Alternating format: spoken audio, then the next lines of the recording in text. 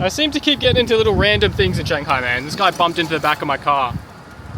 Like, it's not very bad, but they're gonna have to paint it again. Like, they're gonna have to take the bar off. Like, luckily it's not. I don't know if this is loose or not. Like, even though it's not very big, we're waiting for police, because, like, what happens if I go to do the claim and he doesn't want to pay? Like, I don't know what they're gonna be like, so... It's just annoying, man. Like, sitting in traffic, like, just like that. And the dude just drives straight into the back of me, like, super light, but it's the same thing that happened in Changsha. I don't understand how people do that. Like, I've never in my life bumped into the back of someone like that. Like, I don't understand how people do it. It's weird. We weren't even moving, so... You know, I expected there'd be some drama, some random things driving in China. I suppose overall I've done 29,014 kilometers now. So, like, it is what it is. You know, you're going to deal with some issues, with some drama, like...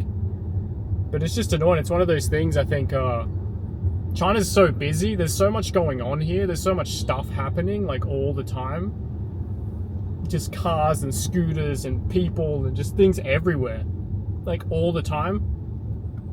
So, just the probability that, like, people are going to scratch your car, or, you know, a scooter's going to scratch your car, or just something's going to happen is way, way higher than in countries like Australia, where just nothing's happening. You know? Like, I bought a brand new Golf in 2018. When I sold it, not only was the car perfect, even the paint was perfect. And it's just because Australia's, like, so quiet. There's just nothing happening. You know, there's very few people. There's very few stuff going on, like, on the roads. There's not really any scooters or motorbikes. So, like, you know, it's just there's no dust. Whereas, like I said, it's one of the only complaints that I have about living in China. Like, it's hard to keep your car perfect. Like, it just gets dirty really fast. You clean it, 3 days later, it's dirty again. You know, random people just drive into your car. Like, there's scooters and bikes everywhere, just doing all kinds of weird, like, stuff that you just wouldn't see in Australia.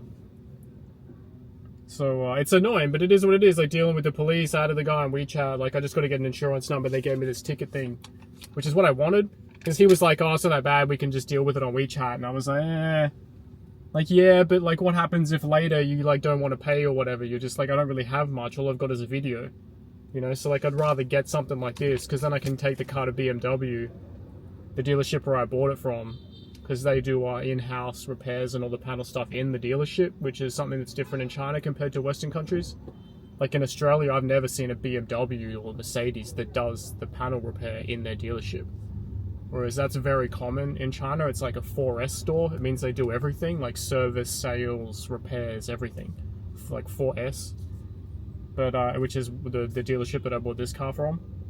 And so, basically all I do is take, because I dealt with this in Qinghuangdao, when the girl drove into the side of my car. Basically, you just take the car and you take this thing to the dealership, and BMW does it all themselves. Like, they contact the insurance, they deal with everything, and you don't pay anything. Like, they basically call this person's insurance, they've got this case number, it's his fault, etc., etc. And then they charge their insurance. You don't have to pay anything. But as I've said before, though, the annoying thing about accidents like this isn't necessarily the monetary value. What's annoying about it is the having to deal with nonsense. You know, now I've got to take my car to the dealership. You know, someone else is going to drive it. They're probably going to keep it for, I don't know, at least a day.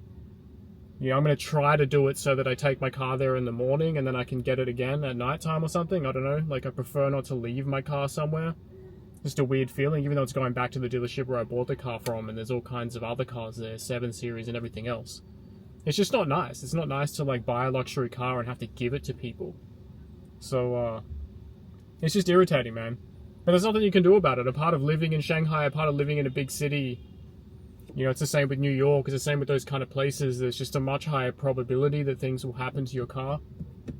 So I've been pretty lucky in the sense that, you know, nothing really bad's happened. I haven't even had any like cracked windscreen. Haven't had any, you know, tire punches or had to get tire replaced or anything like that. So I mean, it could be worse. It could be worse.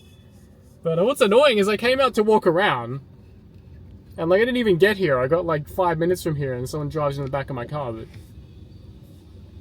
This area is very popular, but it's freezing today. It's like basically the first day of proper cold since last winter, so it's very cold. Sort of light rain, windy.